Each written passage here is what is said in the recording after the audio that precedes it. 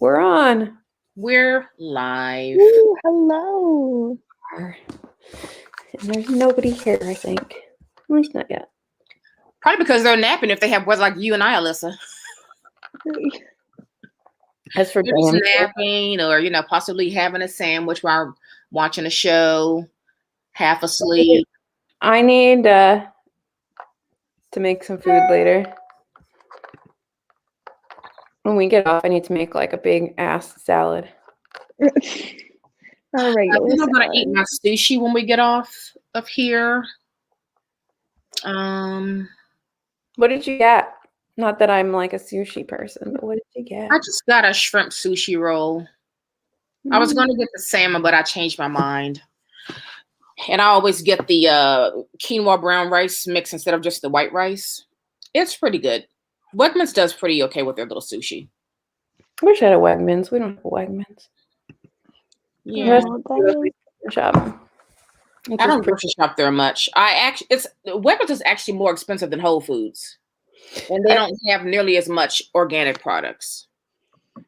So why is that? Like, why is it more expensive? I don't know. It just is. Bougie. It just is. Weird. Yeah. Anywho. The profits. I love this is when we profits. This is when we need people on when we're like zapped mentally. Yeah. I was watching reading sprints yesterday, and the host had like stayed up for like a 24-hour readathon, and they were all like loony. 24 hours? I haven't done that in a while. I'm getting too old for that, I think. I've never been able to do it. I have, but I tried last night or the night before, technically. It did not work. No. These are the ones where they start at midnight? It was started like, I think, 7 p.m. No, I take naps. Yeah. I'm a napper. Anyway. Do we have discussion questions for this? I think, Alyssa, you sent us They're something. they're in our base camp. I guess I can share that. Oh, no, I don't want to share that. I want to share my screen. Share screen. Chrome tab. One of my thousands of Chrome tabs. So I do have questions here. I don't even know if you can see them. Oh, no, I'm just going to look at them in base camp. My eyeballs can't see that, but I'm in base camp. It's fine. My eyeballs can see it, but it's okay.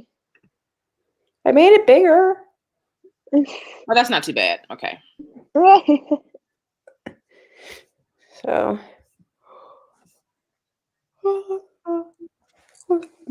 old lady's tired. The other old lady is also tired. I'm also tired, but I don't think I count as an old lady. No, you do not. Every right to be tired. So, where do you want to start? You want to start just from the top, or you want to just? I want to express feelings about this book. Go for it. Because I feel honored to have been able to read this book. I feel like it was a gift that I possibly did not deserve.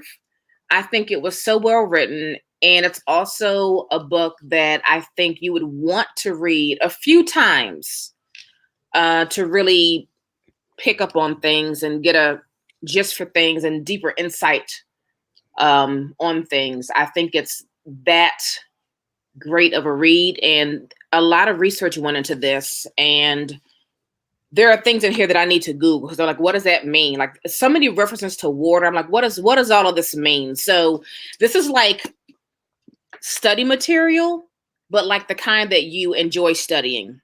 Yeah. Not you feel forced to do. But I just think this is a really, really, really important piece of work. I really do. I think we need to share the link again. I also think that this is the kind, I mean, I said this, I think I feel like 1,000 times already, but this kind of thing that's going to get studied. It is. Yes, I agree. Work, and it should be. It's a masterpiece of storytelling. Right. I think this should replace in like AP Lit classes this should replace like Heart of Darkness and like other books like that, because I would have so much rather read something like this instead of crotchety, gross, like old, outdated, Right. racist books. Right. Yes. Can we stop with the racist books? I don't know. I think one of the things that makes this different than maybe a lot of other stories, especially ones that aren't written by Black authors, so there is no white savior, and there is no like need for there to be a white savior, but he still talks about everybody who is involved in this plantation, Right. and so everybody gets their moment almost, and gets their Right. direction, and you get to see everything, and how slavery affects everybody it touches in different ways. Absolutely. Yeah. And it's not just a one lane thing. Absolutely. But it was really interesting reading. I said this to you, that reading The City We Became right sort of right afterwards, because it feels like the after or the lingering effects of The Prophets is The City We Became. Right. And like all of the fighting against the gentrification and Makes a lot of sense, actually. and it was an interesting pairing to have. Yeah. Oh no, they're already crying. The puppies. Mm-hmm. Well, I was going to take them out, but it's pouring rain. It's absolutely pouring rain. Toborn Hammer, you guys have to wait. They'll be fine. My floors might not be, but they'll be fine. Anyway, so Emma, what were your thoughts? It just was so interesting because I had never read something like that covered so much about like just all the different aspects of the plantation. I've never read something that went so in depth and covered so much before. My only thing that like I didn't like was the lack of like consistency in narrators, which was part of why it makes it so good. For other reasons, it's just a personal thing. Mm-hmm. So it's like that because I'm used to having like consistent like bouncing back and forth the point of view. So that's just totally me. It's nothing like with the book. But I think it works so well for what it was trying to do, and it blows me away that this is like a debut. Right? You would think Yeah. this should not be. This is like this would be like the pinnacle of your career, kind of. Totally. Like this is what you've been working for. Totally. I mean, he has me. Also, I've been sitting here and I'm just staring at the cover, and it makes me think of the cover of The Vanishing Half. Yes. Yes. Yeah. Yes. Absolutely. Yeah. And I'm sitting here and I'm wondering what's the thing with the silhouettes, like what's going on, because it also has like on The Vanishing Half, there's like the lighter face and the darker face. Mm-hmm. Mm-hmm. Yeah. Well, he did say he took 14 years to write this, and I think that Yeah. in Oh, for sure. how well this is executed. Yeah. Yeah. This is definitely a book that pre my dad having advanced dementia, I would have bought him a copy and given it to him. He would love this book for sure. For sure. So good. And it just really makes you think. I have so many questions, so many things I want to look up and kind of like dig deeper to see where he got that reference from. And I don't know, it just sparked such a deep need to know more. Yeah, I mean, it's definitely, you're going to find something new every time you read this. I think so. And I think that the book of the month blurb like really doesn't do it justice of talking about, because you think that it's just like, oh, this is going to be a romance between two slave men. I never read the blurbs. So much more than that. Like, yes, Samuel and Isaiah are like a big part of this. Yeah. And the thread that kind of weaves through the whole story, but there's so much more to the story than that. Yeah. From the point of view of like the book of the month blurb, I thought this was going to be way more romance heavy. Like that's kind of how I thought this was going to be way more focused on Isaiah and Samuel than it was. Well, that's also, like I said, I didn't look at the book of the month blurb, but from things that I've heard from other people who read this, they made it seem like this book was heavily focused on the relationship between these two young men, and nothing else. So Yeah. I mean, it is very focused. It's not like it's not a focus. It's just that there's so much more to the story yeah, than just, I mean, it is about queerness, it is about identity, and it is about all these other things, but it's also just about all, I mean, I can't, my brain is fried, but it's about everything. It's probably the most comprehensive thing I've ever read that about what it might have been like to actually live in this environment from each side. right. And there's probably accounts that are more accurate when you pick one side, but to Right. encompass everything. Yeah. Yeah. Yeah. I don't know, man. It's just so freaking good. Like I feel like it needs to be required reading. My back still hurts from the MRI. Hold on, I'm moving. Wholeheartedly. I kind of want it to be made into like a docu-series. Well, he is in talks about possibly making it some sort of dramatization. That's all he would say in the interview that I watched, is that there are talks. Nothing firm. Because a movie wouldn't cover enough, and like just a regular documentary wouldn't cover enough. But I feel like they could do like each chapter could be like an episode. Yeah. And since with the like names of each chapter with like all the biblical names, I feel like that would be like really good. So let's talk about that's one of the questions, right? I don't know the Bible guy, so I don't know the references.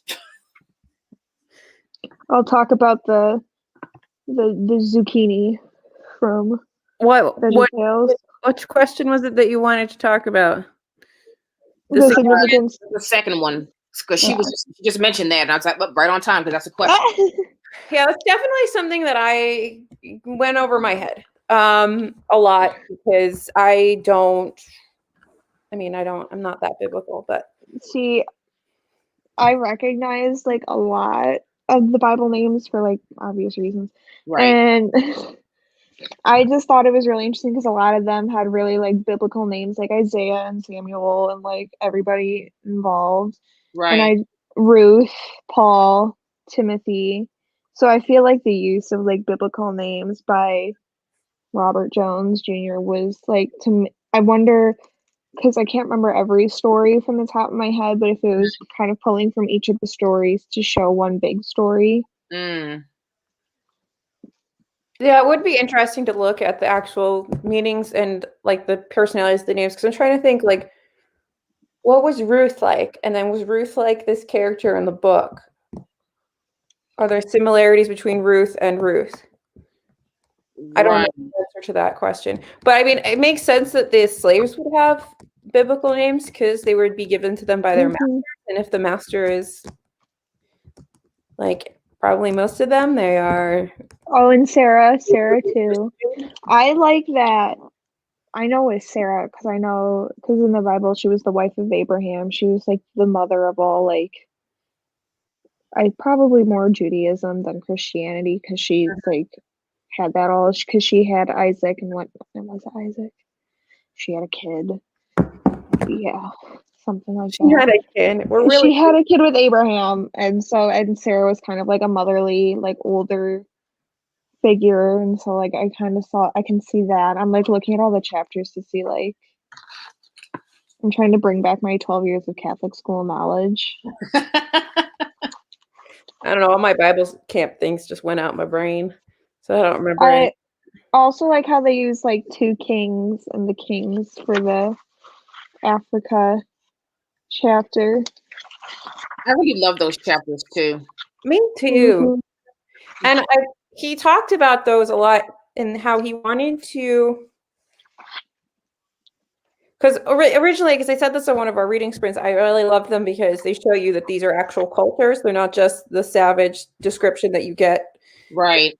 Mhm.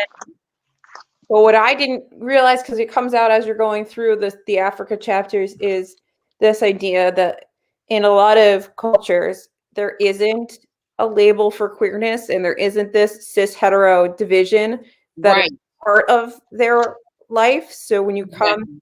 hey, Debbie's here. So when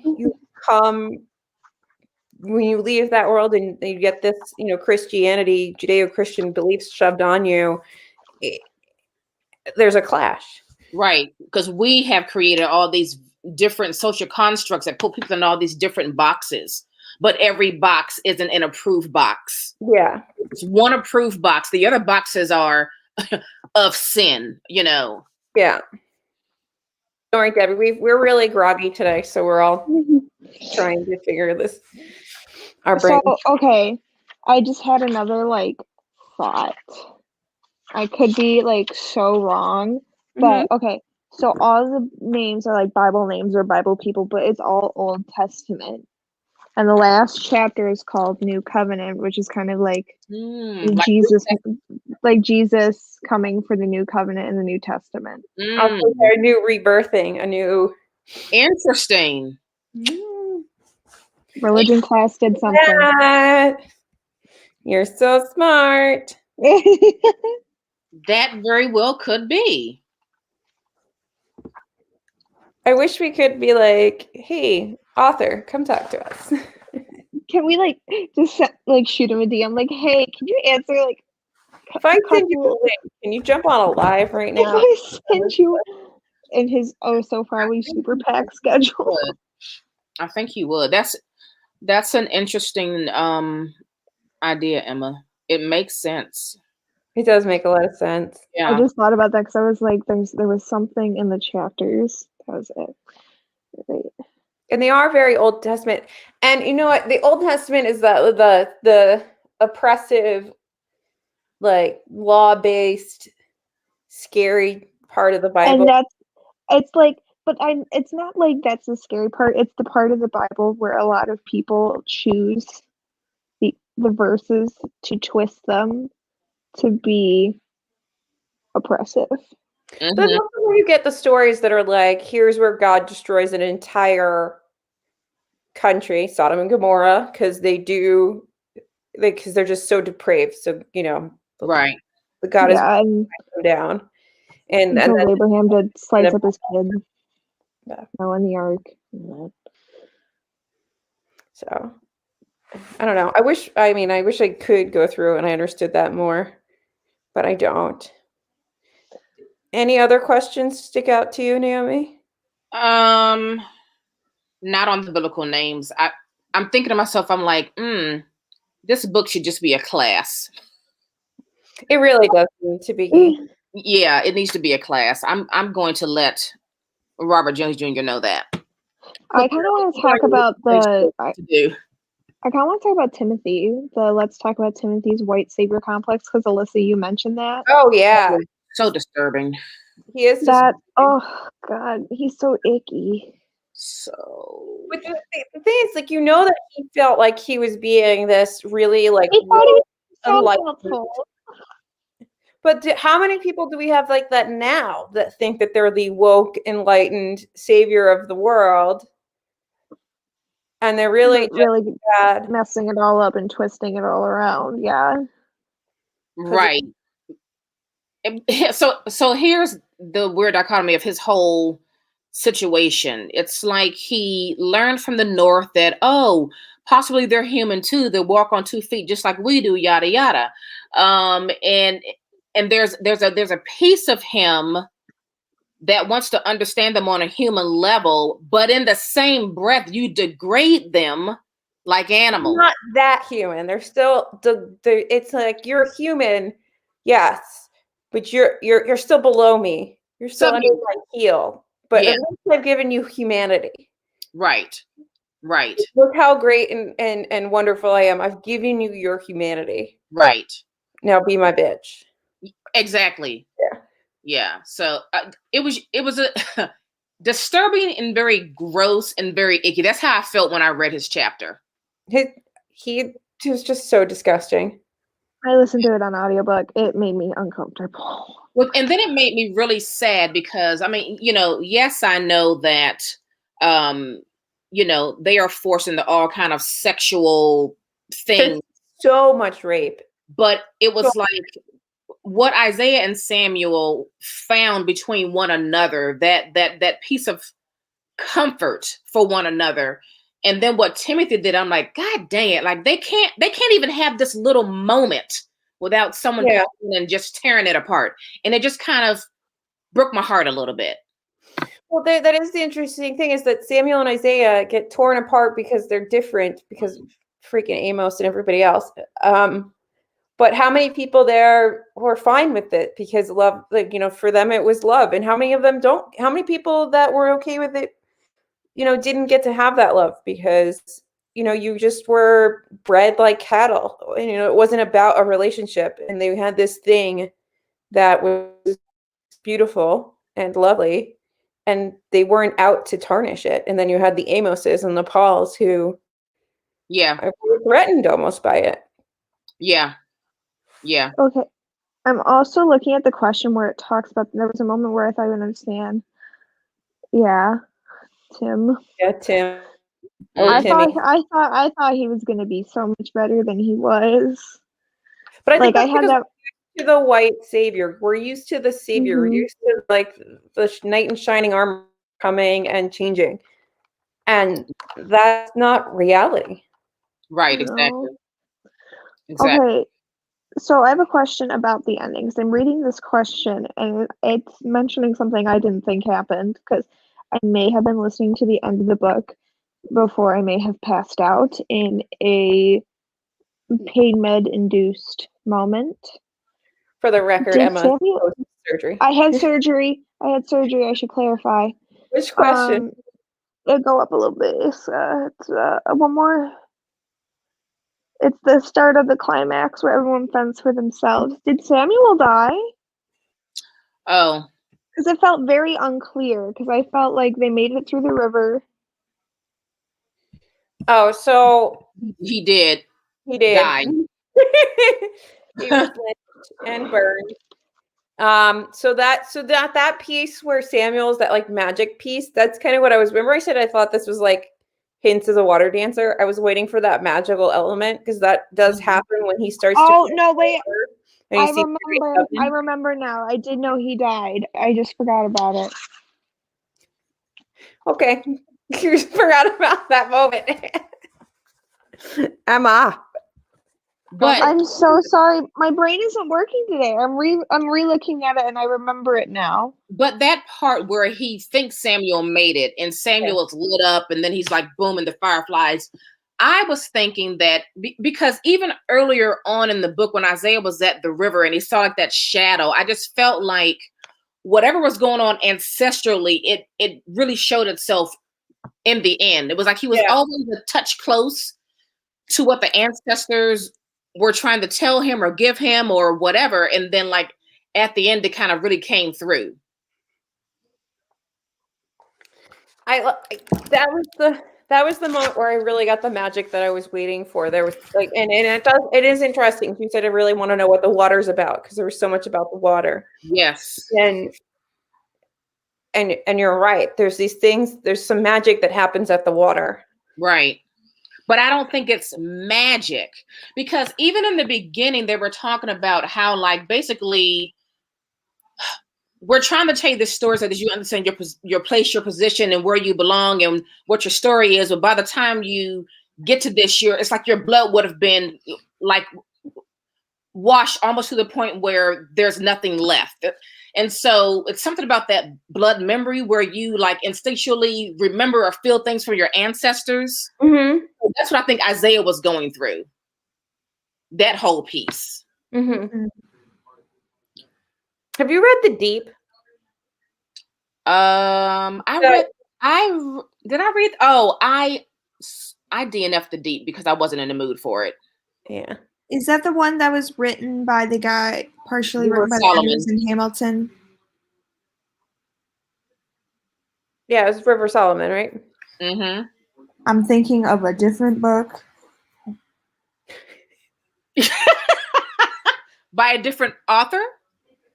Or are you talking about The Unkindness of Ghosts? Oh wait, it's inspired by Yes, Debbie Debbie. Diggs. It's the Deep. It is the same book, but it was inspired by the guy from Hamilton who did a rap song called The Deep. Ah, okay. Okay. That's where I got the idea from. There's just the parts where they were talking about slave ships. It made me Oh my God. go back and read The Deep. The Deep is just all about, because there's a passage where he says, he makes reference to the Deep and about the idea of what if all these people that we throw over create like a community down there. Mm-hmm. And it made me want to go back and read The Deep again. Yeah. With like newer eyes.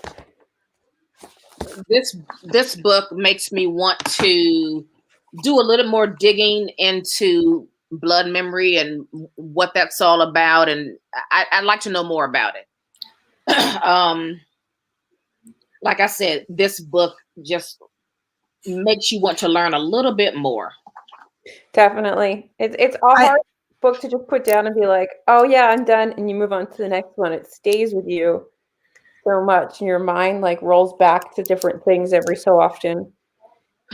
See, here's the part. Here's the part. It says, "You are not lost so much as you are betrayed by fools who mistook glimmer for power. They gave away all the symbols that hold sway. The penance for this is lasting. Your blood will have long been diluted by the time reason finally takes hold, or the world itself will have been reduced to ash, making memory beside the point." So, and it makes a few references to blood memory throughout the story. And I'm like, I gotta learn more about that. Yeah, he definitely talks about the power of the blood memory between all oh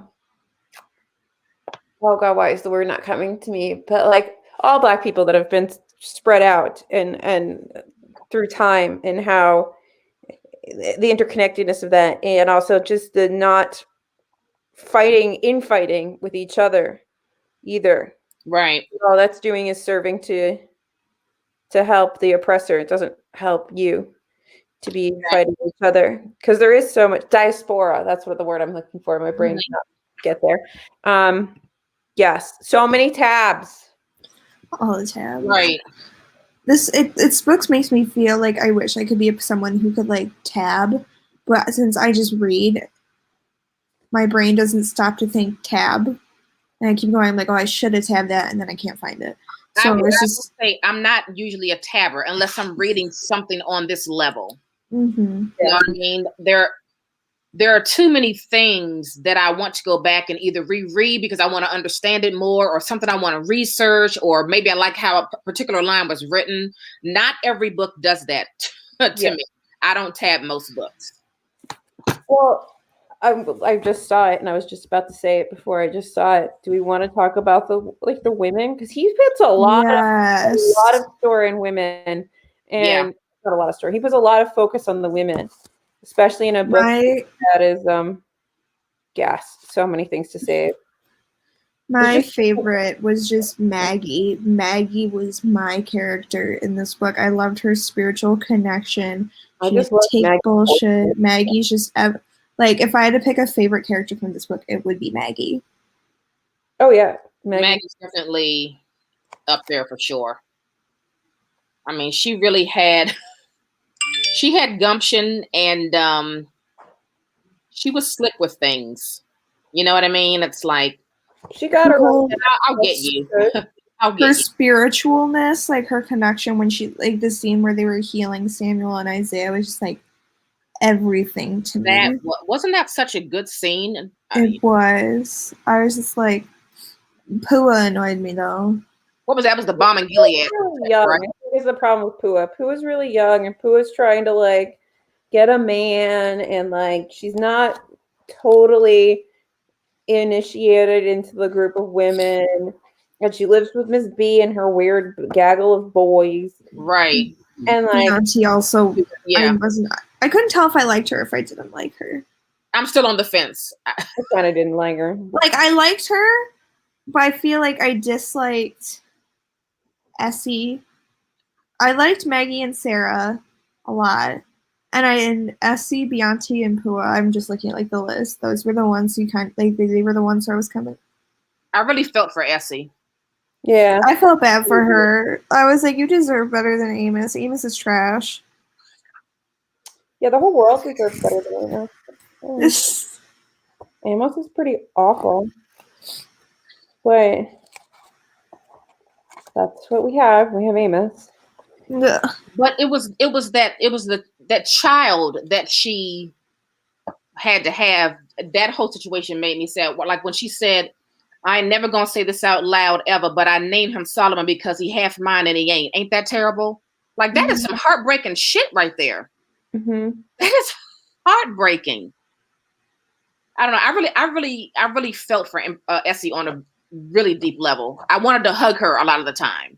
Yeah. But Maggie was like my badass. You know what I mean? I feel like Maggie was the mom of everyone. Maggie was the actual mom of everyone. Like she was the one really looking out for everybody. Yeah. Yeah. And from the inside, like working her whatever she could from the inside. See, I also felt bad for Sarah more, I guess, because she was taken away from her girlfriend kind of person, and she really was the one to like kind of like, because she was the other like queer person on the plantation besides Samuel and Isaiah, and since that she wasn't as open about it, I feel like, I don't know, I wanted to hug Sarah more. I also felt like so comforted when she was like doing Pua's hair. Like that whole scene. That was a nice moment, right? It made me think of when I was younger. I had a friend and she was black and her mom was doing her hair, like cornrowing it, and I was like, can you do mine? So I came home with cornrows. There is something lovely about that whole, and it's like communal women's work. Yeah. You have different kinds of communal women's work. There's something really beautiful about that connection and the power of that like circle, passing down of tradition. I don't know what it almost doesn't matter what you're doing. Like you could be quilting, you could be doing each other's hair, you could absolutely. Be and it's kind of like talking and the women getting their moment to be free, right, with each other, right. Really lovely and powerful. Right. And I mean, they still had that connection to their ancestors, right? And so as much that was stripped away from them, they were able to keep something. It's like the forgetting that inside people are still people. So you can remove their country, you can remove their name, you can remove their language, you can force on a religion, but inside, right, there's still a piece of them that you can't fully get at. Right. That can get protected and kept inside. Exactly. Like them. Right. So right. Have I mentioned how much I love this book? I just good. God. So good. So good. Okay, what else? Do you think it's interesting that he made it so like the women are the holders of this ancestral power and connection and the magic or whatever you want to call, and Amos, he puts a man like Amos as the polar opposite. He becomes the one who gets chosen to be bestowed with the ability to preach Christianity. This staunchy suck up. I think it was kind of just like he was trying to turn, or Amos was trying to be like the white people. Like he wanted to fit in, and he wanted to not fit in, but like he wanted to be try to survive something, right? He wants to live. Yeah. And he thought this is going to help me be on the good side of these people. when he got to go into the house, he got to be taught something by the master that would single him out as somehow, definitely in his own mind, that he is special and better and great. Right. Whether everybody else believes that is a whole Exactly. Exactly. In his mind, he's better than, because he gets to have private meetings with the master. Yep. Yep. So then he can pass judgment. I mean, he was a real jackhole. Yep.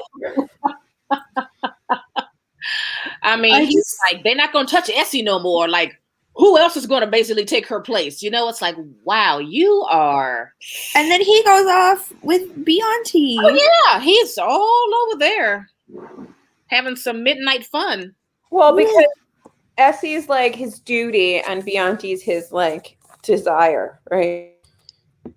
But I wonder, this is what I wondered when I was reading it. I wondered if he just could not look at Essie the same because she'd been soiled by the master. Maybe. You know, she's already had the master's child. You know what I mean? Like, I just wondered, did that play into him wanting to be in the arms of another versus Essie? The amount of rape in this book is just insane. Because like when Ruth goes down, and I can't remember which one she goes after. Samuel, I think. It's just, this is just a whole family of rapists. And that's how it was. Yeah. That family raped those boys. Mm-hmm. Yeah. Or those women. I mean, because they looked at it as dominance and power.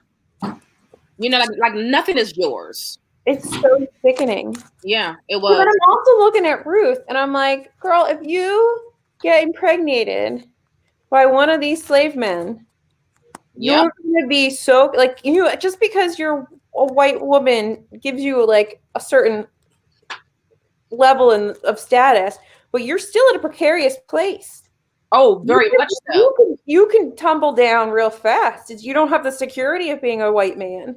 Exactly. You don't have that. I'm like, what are you doing, woman? In so many ways. What are you doing? Like, I think Ruth was just trying to be like the white man. She's like, this is my house. I can do whatever I want. I own. Because there were several times throughout the book where she was like, this is my, and like Timothy was trying to get her to go to her room. And she's like, this is my house. I can walk around wherever I want to be. And I think she struggled with like power in the household. She wanted to be just as powerful as Paul was. Right, because she didn't even have power over her own son. Mm-hmm. When you think about it, the women, the slave women and the slave men, for the most part, were on somewhat of an more even footing than Ruth was with the men in her own household. Right. So everybody had their place and everybody did different things, and but it wasn't, like Amos could try to put out and be all whatever Amos-y, and be like, I'm gonna be authoritarian, but Maggie will be like, thank you, and like walk away. But Ruth can't do that. Right. Ruth is strictly stuck in her little box of what's appropriate. Oh yeah. The virginal, like ethereal white woman. Yeah. And knowing that you have to deal with the fact that your husband is raping all these women, making babies, and there's nothing you can say about it. Yeah. Now, whether his act is lustful or transactional, it doesn't matter. He's laying with other women. He's raping them, and you can't. And they're all over your plantation, like all over. Having your carriage. They're everywhere. You can't even plausibly deny exactly your husband's unfaithfulness. Exactly, and you can't get mad at him. You can't kick him out. You can't scold him. You can't do anything. Mm-mm. Remember the part where, so when she goes out and like she gets to the garden and she's laying in there, she's like, it's so beautiful.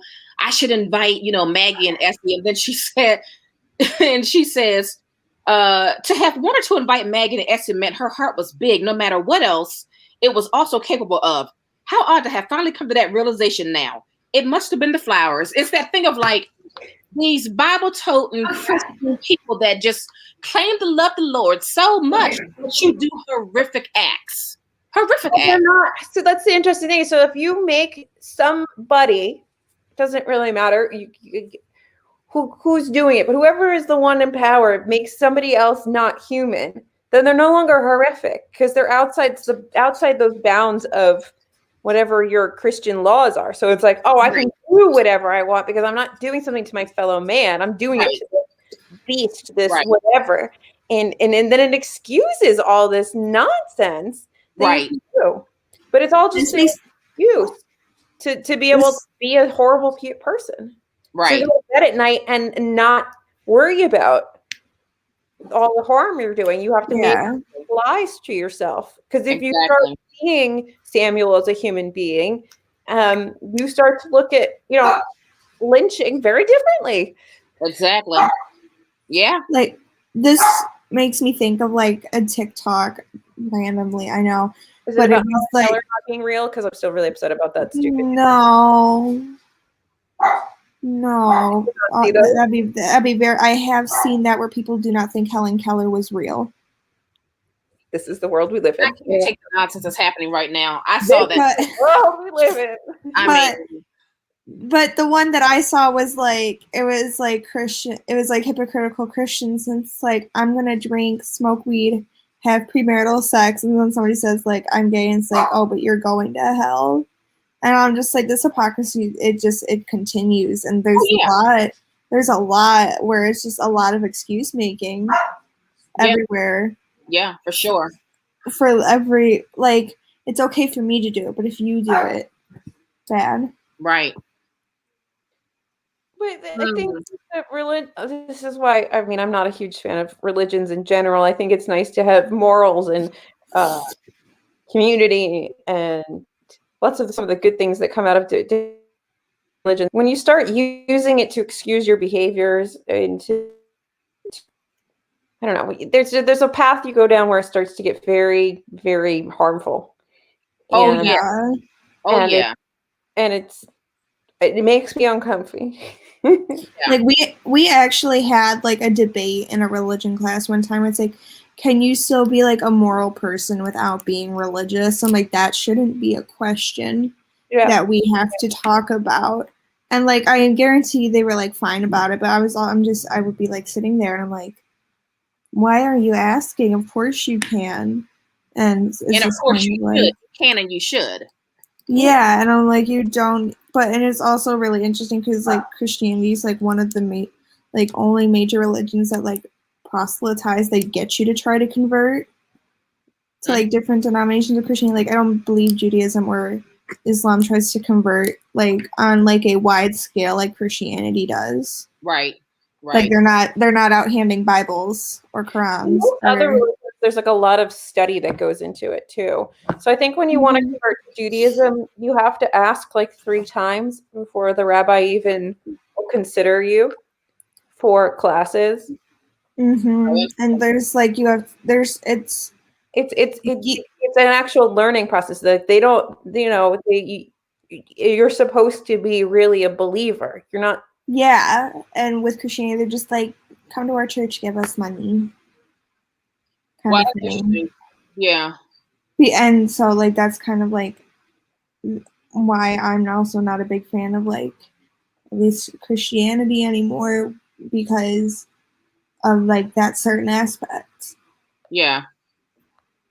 I didn't know that about Judaism. Yeah, I mean, the whole culture, like the whole. So, like, if you go to like the really devout Jews, especially in Israel, like the men spend most of their day in study, like, and they really study the Torah. Like, this is a life that you are committed to. This is not just something that runs alongside your life. Like, you are in this. It's not something you can dive in and out of. Right. Obviously, not everybody's like that, but I don't think that Christianity really has that kind of level. They do actual like monastic members join the church. I mean, your pastor will go to divinity school, but like I guess the issue was it's all about joining a church, and it's all about come to the altar, saying that special prayer to ask for forgiveness and to give your life to Christ, and like bing bam boom, that's it. Join our church And then there's always like a series of steps you take, come to Bible study, do this, do that, but it's not deep like you're saying. Yeah, if you think about like Islam and Judaism, they have, if you're very devout, there's a whole system of things that you do from like the moment you wake up till the time you go to bed, of different ways that you are incorporating your religion into your life. Christianity, for the most part, I'm sure there are sections where you have that as well, but like for the most part, I don't think that's part of it. It's just the religion that like tries to convert more people, and it's more about like the amount of people. Because it's about and power. like yeah, so like that's kind of like when Amos was trying to turn everybody against Samuel and Isaiah. That's kind of where I saw it, because I was like, you're trying to be one of those. Yeah. But yeah. Even at the end, I wanted to punch him in his face so badly, where he's like, basically like, we'll stay here with you, master. Like, we're not going to leave you. We're going to stay right here with you. I'm like, there's always one. There's always one. There's always somebody who thinks they can beat the curve, right?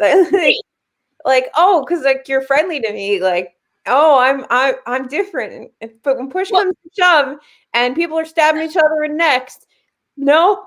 Like, although you see what life is like for you as a Black person in this time, but you are somehow so delusional that you think you, out of everyone else, is somehow going to befriend this man or these men and be in a position where you are abstained from whatever harsh behavior or punishments your fellow men and women are receiving. There is another TikToker, I can't remember his name, but he, during the entire like Trump campaign, he was Black, and his whole thing was like, these liberals and they're nasty, intolerant. Like, he would just go off and be like, Trump is the best president we've ever had, and like he'd just be like, I wish I could like find a TikTok by him, but he would just go off. And TikToker, I'm Googling him. I think his name was like Christian Walker. Thing about seeing somebody supporting somebody that hates them.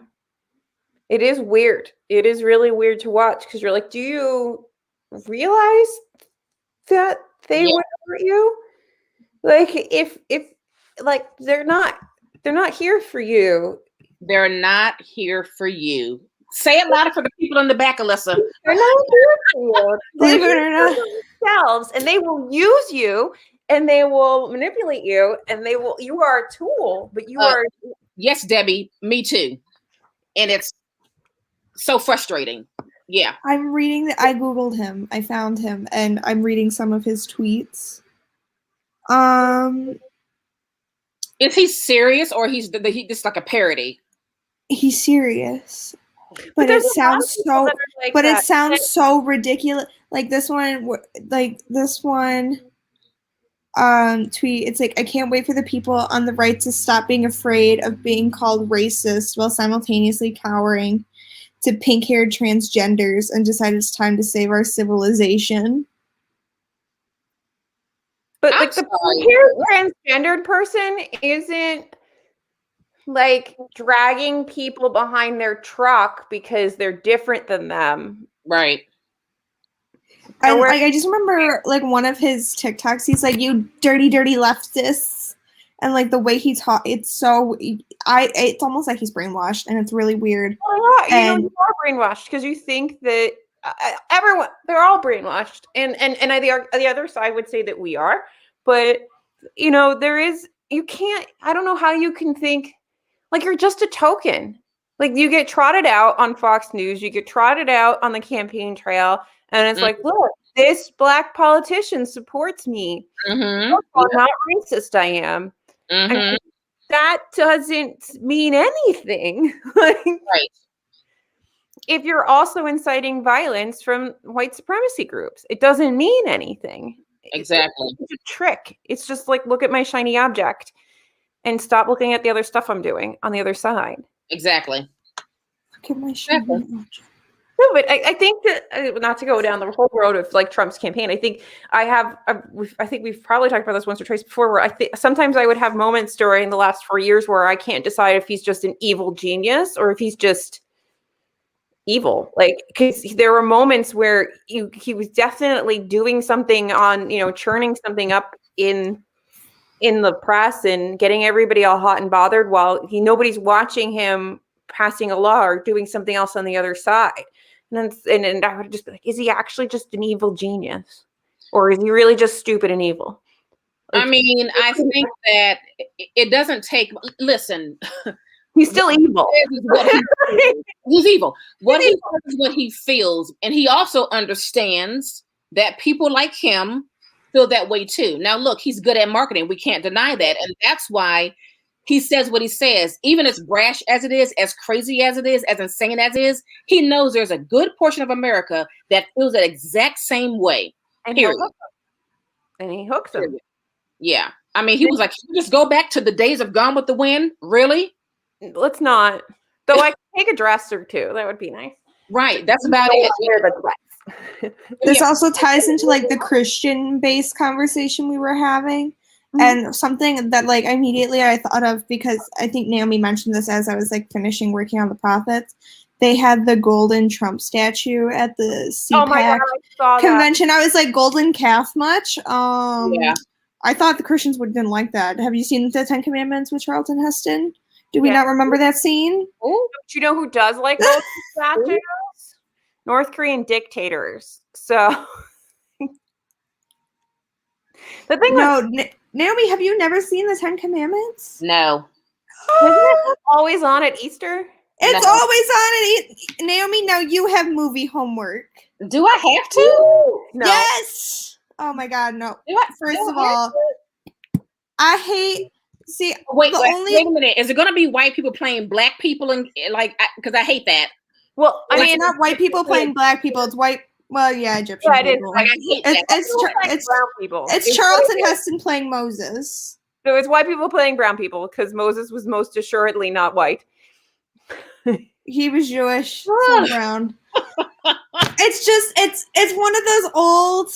Like, I know about the movie. Like this about the movie. It's, oh my God! I know about what's his name? Who plays Ramses? Mom, Yul Brynner. Yul Brynner's in it. It's old lady stuff, right? It's just a good. It's an Easter classic, and so it made me think of that. Easter. I wonder if it's always on at Easter, and that has the golden calf scene where they make Moses' brother make the golden calf, and then they're all dancing and being slutty around it, and and then Moses gets really mad. More hypocrisy. More hypocrisy. But that when you mentioned that Trump had a golden statue, I was like, no, you had I was like, they just 10 Commandments this whole thing. I mean, look, I'm not even going to go there. I was going to say something. I'm next question. I'm going to get myself. I'm not even going to go there. Next question, please, folks. Well, there is a question about the names. Oh, do we want to talk about Elizabeth and Empty? Oh, yeah.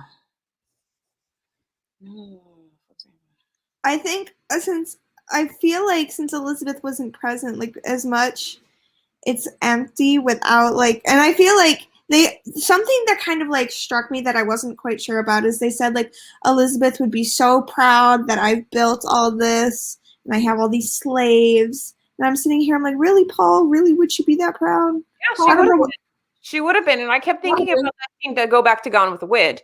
I kept thinking about that scene in Gone with the Wind, because I've never finished reading it because it's really fucking boring.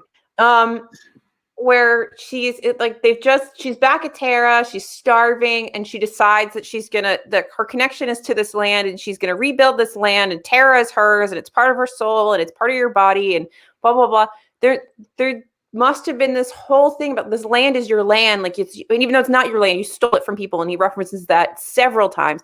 But this connection to this land, it's part of you, and it is your job to build this land and grow this land and make money from this land and do all this. So yeah, his mother probably would have been incredibly proud of him to see for sure. thrown out of that land. Yeah. They are their land. I think that's half a part of the battle with the whole Confederacy is it's not just a changing of their way of life, but it's like taking their whole soul from them. Because if you had a plantation, your plantation was your whole being. Exactly. It wasn't just it's my job. It's your whole being. Right. It's your family wealth. Mm-hmm. It's how you define yourself as a person. It's every single thing. It's your job, you know. It also keeps you in a position of power. Mm-hmm.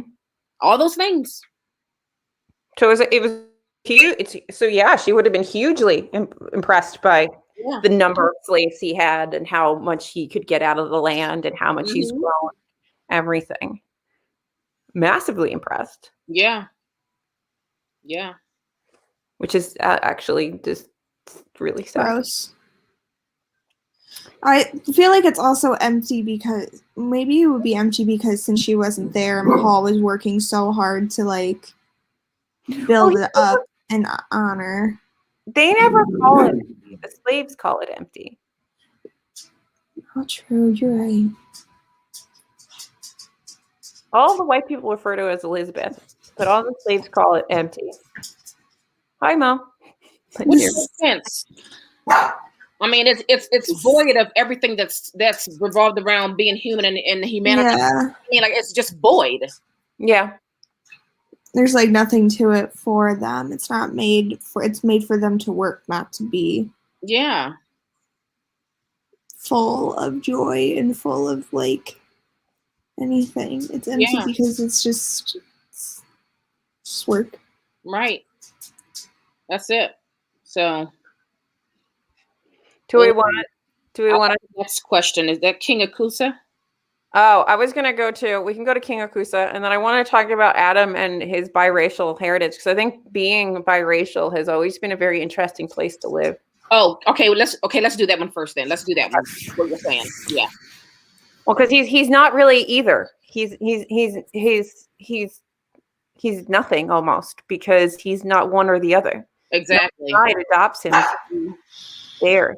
He's not embraced really by either side. Not really. He's separate from everybody. And right. It's gotta be exhausting. Like, I don't know. What a lonely life. Yeah. Mom, they can bark. It's okay. I think with him in relation to like Isaiah and Samuel, I feel like it kind of goes with Isaiah and Samuel not starting to be accepted by like Amos in the sense of their relationship and then not accepted by the white people because they're black. So they're also in between where they're starting to be like pulled out from or like pushed from both sides. Right. Yeah. And also like he's like another level of other. Like black people are other, but like the biracial is like that's another kind of other that neither the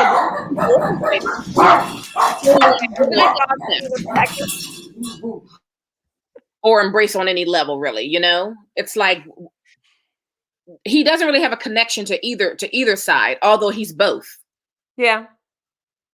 But I think, do you still see that today? Is that still a thing that people grapple with when they have multicultural heritage? Where do you belong? I don't know about today. Possibly. I mean, you read stories all the time. I mean, I've got a lot of biracial friends and some biracial family members. Some say it was hard, you know, being, you know, maybe primarily like in a black, you know, neighborhood or going to like a primarily black school, but that's like years ago. And being, you know, talked about or having people tell them they're not black enough, you know, and that whole thing. I have friends definitely who said it's kind of a struggle, depending on it. Like, I think it's more than just like being just biracial. I think there's other factors that go into it, and I guess it all depends on how their family reacts to them being biracial, because like there could be like families where if they're not like if they don't marry within the same like colors, same like ethnicity, some families might get like icky about it. Oh, but that like, even happens in black families if you have like primarily like light-skinned family. Mm-hmm. Color was real. A very dark man or woman. Right. Yeah. So like my boyfriend, his grandmother on his father's side is white, and she only liked him. She didn't like his sister or any of it. She just liked him. Don't know why. Maybe she preferred or was more accepting of a black young man. But she's the only black grandchild that she really like showed love to. Is she Italian? Because then she probably just liked him because he was a boy. Who thought? Weird things. I do know I had a friend who dated a black boy in high school, and we were actually all genuinely nervous because her mom's also the one who like went to the Capitol. We were really nervous about how her mom was going to react because her boyfriend was not white. Yeah. And like it was a problem for a little bit, but I think her mom like eventually got over it. So I definitely know like there's still like people who are really sensitive against, yeah. Yeah. I've heard a lot of really disgusting things from my relatives before about like dating and me and yada yada yada, and I don't feel like repeating them on the internet, but I mean it's just definitely a lot of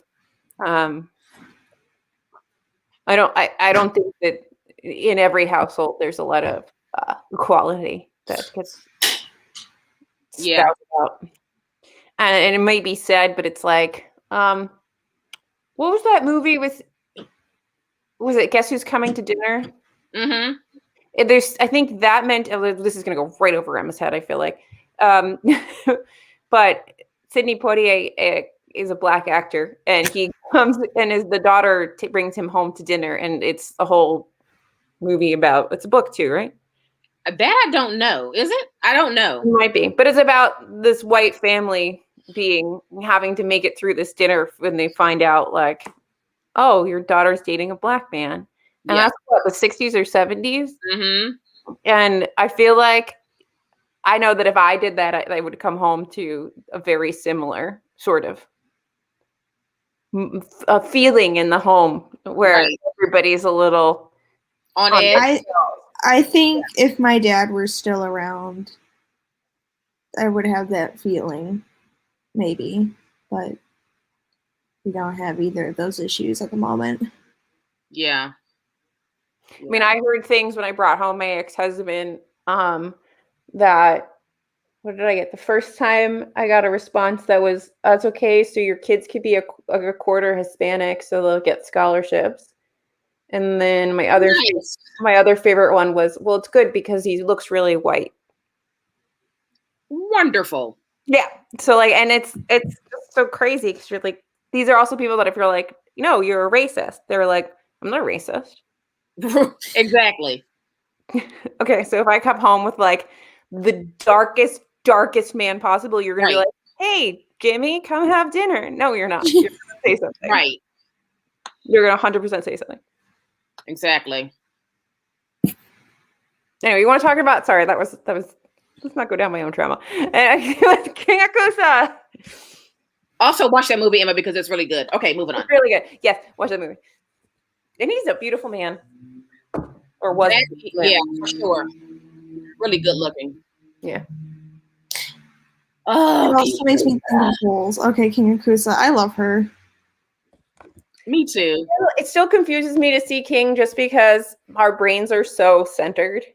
That's why I was confused at first. Yeah. That's why I had to ask. I know, because when I was reading it and it was like, her two wives, I was like, oh, it's a woman. It's a lady with some ladies. We're all for. One of the things he said in his little interview that I watched is he said queerness is authentically African, because there are so many different cultures where that was just part of, you didn't necessarily have to, it wasn't all about breeding and hierarchy and lineage. Right. and that whole like Western European of like I've got to keep my house, my wealth and everything down this line of men. Mm-hmm. Well, and along with that, I was kind of interested because I've seen just from, I could be completely wrong, but I feel like I've seen a lot of conversations about how being LGBTQ plus and Black can be like kind of like there's more of a strain on it with like within the like Black community. Oh my God, especially. Oh, yeah. There's a lot of like hidden gay men that just meet up to have sex, aren't there? Like a lot of Black men that just meet up, they have sex, they're not gay, they just have sex with other men. Yeah. I didn't know how accurate that was. You have to go on it. In the Black church, and this is one of the problems that I have with Black churches, be it Baptist, what's the other religion? Starts with a P. Presbyterian? No. A Pentecostal? Pentecostal. There's a lot of damning of gayness in the Black church.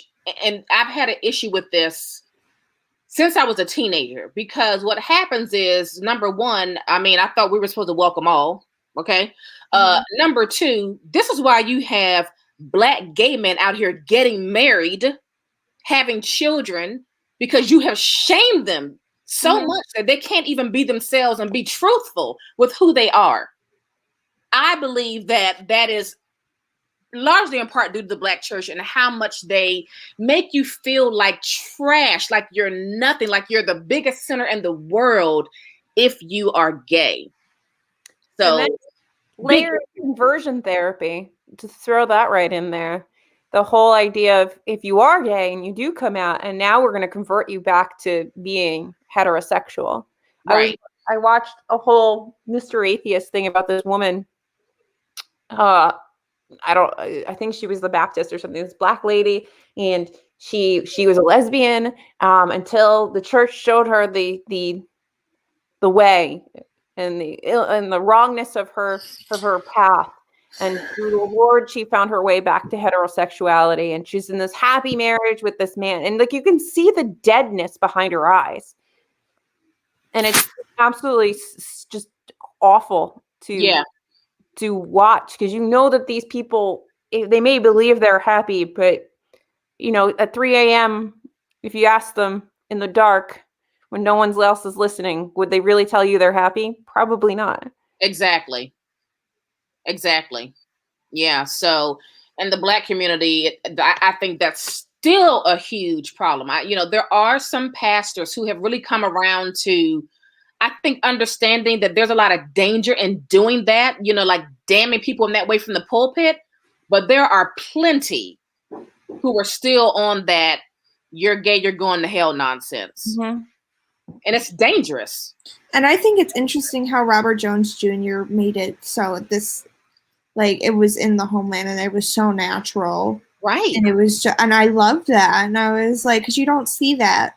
Usually if they have it, it's taboo or they don't talk about it. And they were just happy. And they were celebrating that ceremonial moment. It was really beautiful. It was gorgeous. Yeah. And you know what it does? It starts to chip away at that narrative that the church gives you. If you have this collective blood moon, if you have this collective culture, if you have this thing that says queerness is okay, even though queerness wasn't even a word, like it wasn't a label then. Right. How does that has to change things, right? Like so it can't be bad if you've always had this. If it's always existed, how can it be bad? Let me tell. So here's another issue, right? So Black people were taken from their land, stripped of their name, their culture, and eventually what was placed in their hand was a Bible. Mm-hmm. Okay. So now you're clinging to the Bible. You're clinging to what you think is the truth of everything. And so not really knowing who you are, where you came from, what your culture did, the traditions of your culture, I think that puts you in a position where you believe the nonsense because you don't have anything else to compare it to. But that Bible is also the book that excused the behavior that got you ripped from Africa and got you in this position. So it's always been strange to me how much the culture can cling to the Bible, which was a tool that was used to justify the hate that was put on you. Because they have made it so that if you reject the Bible, you're rejecting God, and then therefore he will reject you. And back then, all they made it seem like was like, pray to God, he'll save you, he'll make it better, he'll make a way. And so I feel like it almost stunts you because you're praying for these things, but you're not really taking any action. Yeah. Still, you're coming in a place where you have no information or education about your culture. And so therefore you are empty. Yeah. You're empty. Oh, I think we just... What did you do? The puppy's trying to get up, so I'm trying to help. Yeah. The puppy. I don't know. I just think the repressing people have put people in a lot of really dangerous situations. I feel like there's a lot of like Black men who get put into really dangerous situations because they're going and doing risky sexual behavior because they have to be risky about it because they can't be right. Now you're just randomly meeting with somebody, and who knows who the person is, or what that person has, or what their intentions are. So true. Like you're just forcing. The other thing that I thought was so sad with those King Akusa part was the fact that like the ancestors were saying like, we know what's getting ready to happen. For a second, Emma. You don't, and we're going to spare you from knowing the terrible things that are getting ready to happen to you and your children. That part just kind of, I don't know. Ugh. The anticipation of knowing that all these people are. Yeah, it was just. Ugh. That was tough. That was tough. It's disgusting. I don't understand how it's so hard to think of like my 2021 brain. These things were acceptable, Yeah. Nobody ever was just like, this is really wrong. Well, white supremacy's been in play for a long time. I know. A really, really long time. My whole thing is when the brother got to King Akusa's village and they said like brother whatever his face is like, oh no. When you bring in the monks, I get nervous. Mm-hmm. And you should. I was like, I don't like the sound of that. I was like, ooh. I was like, oh, this is where it goes down. This is where it goes downhill. It was like, this is it. This is it. But it is interesting because those Africa parts do refresh that narrative of African culture and the culture that you were ripped from, and that there was something there, and colonialism erases that, and yeah, like there are can't think of there was something I was watching the other day, and like there are definitely like advancements that have happened in this world that happened first in Africa, but because nobody wrote it down or because they weren't white, that's not who gets recognized as being the first. Right. And like in my like history classes and like grade school and stuff, we were taught that the white people went to Africa, kidnapped black people, and then took them away. Like we were never given like any like background on the civilizations that were attacked. It was like they walked in, grabbed them, and they walked out. Like it was never given any like straight up like context or like any cultural significance. What their cultures were. I don't think we can see shits what your cultures were. We were just like, oh, we can use you. We're going to take you. It didn't matter to the colonialists. Was anybody even writing it down? Right. Then on the flip side, it's like the sad part is that those people that came to our land, they were able to tear apart these tribes and go against one another.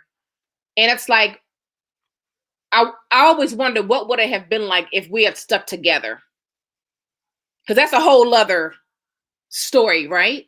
If we'd been able to stick together and not fall for whatever trickery they were talking about. Well, you have to break them down, because if you don't break them down, then you can't control them. Yeah. You have to break them apart so they don't have that. But then you think about the flip side of what's happening in Africa at the same time is that you're dividing it up based on arbitrary borders. Right. And you look at the way Africa is today, and you have groups of people that would never have been forced to have to live together because they don't like each other, and now you're forcing them to run a country together because Belgium decided they're gonna make this a country. Right. And you wonder why there's tension. Like, there's tension because this is not the natural state of things. Mm-hmm. If they had left the peoples to divide up their own borders, they may have divided it differently. Exactly. Whew. Heavy, man. That's why next month we're reading a light mystery. I'm very excited. We got lesbians, we got mystery. Exactly, yeah. There's going to be some flappers. I don't know. Seriously. Is it set in the 1920s? I thought it was. It might be. I don't have my copy with me right now. I don't have mine either. I used an Audible credit for it because my copy won't come until like middle 1954. Oh, never mind. No flappers. No flappers. Oh, you Maybe know which one has? Our June one has flappers. The flappers. June is flappers. No, we get Poodle Skirts and West Side Story. Poodle Skirts and West Side Story. Oh boy. This book, though. It would be interesting to reread this book and talk about it again in like 6 months' time. And be like, what new things do you have to talk about? I'm so down for that. I'm so Maybe down. it could be a bonus book. Because this book is fantastic. Like, this book is the beginning of a conversation. Oh, yes. Oh, that yeah. you can keep going into, and you could be picking stuff up. I mean, I'm obsessed with this man. Yeah. I mean, this is definitely a book that you will never forget, and you will always make mention of in some kind of way. Yeah.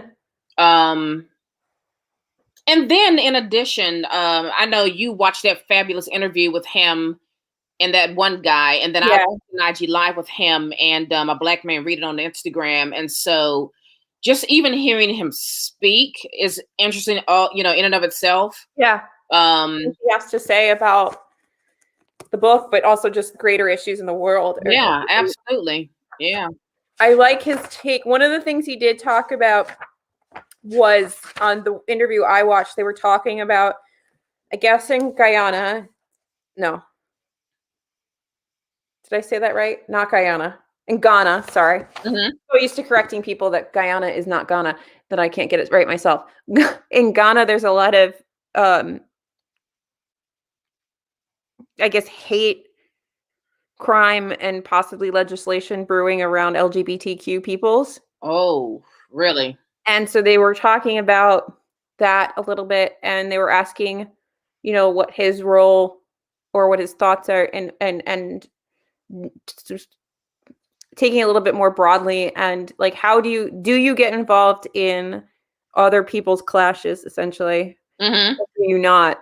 And I like that his take was, I am here to amplify voices, and if somebody asks me to do that, I will, but I will never presume to on somebody else's behalf without not reaching out. And I was like, yeah, that's the respectful thing we do. Yeah. Because that mindset of me putting my ideals onto somebody else's culture is the colonialist mindset.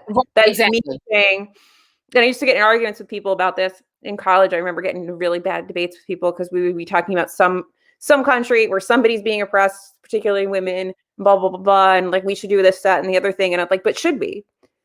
Like I understand that to us it's difficult, and we don't want this, and we would do certain things, but if they don't think that they're oppressed, or if they don't want our assistance, or if they don't, why am I sticking my head in this thing? Right. Like America doesn't need to do like take care of everybody else kind of thing. Like we don't need to monitor everybody and change everything to how we think it should be. Right, exactly. But we can support and amplify people when they ask for assistance, when they are whatever. Like, we can be a tool and a comrade in arms, but I don't think we need to be the savior of everything. I mean, but also, America, you've not reckoned with, like, get your own house straight first. Oh yeah, we're a hot fucking mess. We got plenty of problems right here.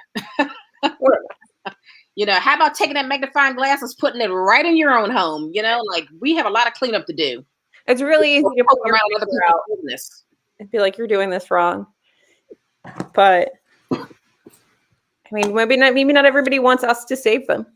I mean, that's true. Shocker. That's true. Yeah. Look at that puppy. She was barking to get up. Well, not barking, but she was like pawing. Adorable. She's a little mop. We're at an hour and 20 minutes. Do we have anything else that we... Here's one thing. I don't even know if I can write a review right now on this. I've been trying to put my thoughts together and I can't. I think I'm going to do a review after I read it a second time. You know, I may do a post about just some quick bullet points, things that maybe stuck out to me, things I feel like I want to learn more about after reading this book. But an actual review, I think I'm going to wait to do after I've read this a second time. I mean, it's definitely 5-star. Oh, yeah. It's easy. Oh, yes. Oh, yes. I give it 4 stars. That's okay. The only reason was because of the point of views. I like a more consistent point of view. It was just for me. It was my brain structure. It didn't feel like a 5-star. Thank you, Debbie. Her name is Mercy. That's fine. Yeah. Alyssa looks like she was. Oh, Alyssa, you look like you wanted to punch me. I'm just in a weird mood because it's really rainy here, and like my arthritis is bad, and the tongues. I'm old. I have gas in my shoulder. If that makes you feel better. Okay, we'll be. It's an uncomfy feeling. I don't know if you felt it, but it does. It feels weird. I do think 5 stars too. I think the multiple point of views is necessary though, because it is. It's just my brain didn't. My brain felt disoriented. I think this is why it was hard for someone like Lacey, who I know did not give it that high of a rating, found it really difficult, because if you just listen to the audiobook, no, you can't just listen to the audiobook. No, you have to have the text in front of you. There is no way I could have just listened to this audiobook without having this text in front of me. There's no way. I would have missed so many things. So much. Yeah. There's no way. So I think she is rereading it with physically so that she can adjust that rating. That's a good idea. That's a good idea. Lacey just makes me nervous when she reads a book that I like. Because you think she's going to hate it? Well, that's okay. We just read Ruin Song, and I finished it before, and she's like, so what did you think? And I was like, I don't know, it's fine. It's ultimately forgettable. She's like, I loved it. It was 4 stars. I'm like, really? She confuses me because there's books where I'm like, oh my God, this is so good. And she's like, it was awful. And then there's books where we're like, oh, that was awful. In the mood for her too. So if she's in the mood for something, she'll be like a lot. Those things that you don't think she'd ever like that she ends up liking, it's because she was in the mood for it. But if she read it like the next day, she might not like it. Right. True. Yeah. Can I just say how much fun I just had talking about this? I really did. It was really, really good. I suggest you read The Deep. I will pick that up again. I had read something right before it that didn't clash well with it. Just like when I read Ninth House and I DNF'd at a 20. Was it after you read? Was it after? Did you try to read it after reading Daisy Jones, or was? Oh no! This was like in 2019. I don't remember what it was, but it's just like when I read Ninth House. Whatever I read before it, it wasn't a good pairing. We appreciate you, Debbie. Thank you, Debbie. Thank you for being here all the time. Thanks for joining us on these reads. Yes, we love having people to read with Did us. you get the March reads? You're the only one who has them yet. I have Last Night at the Telegraph Club. I'm gonna try to find A Gentleman's Murder on some sort of.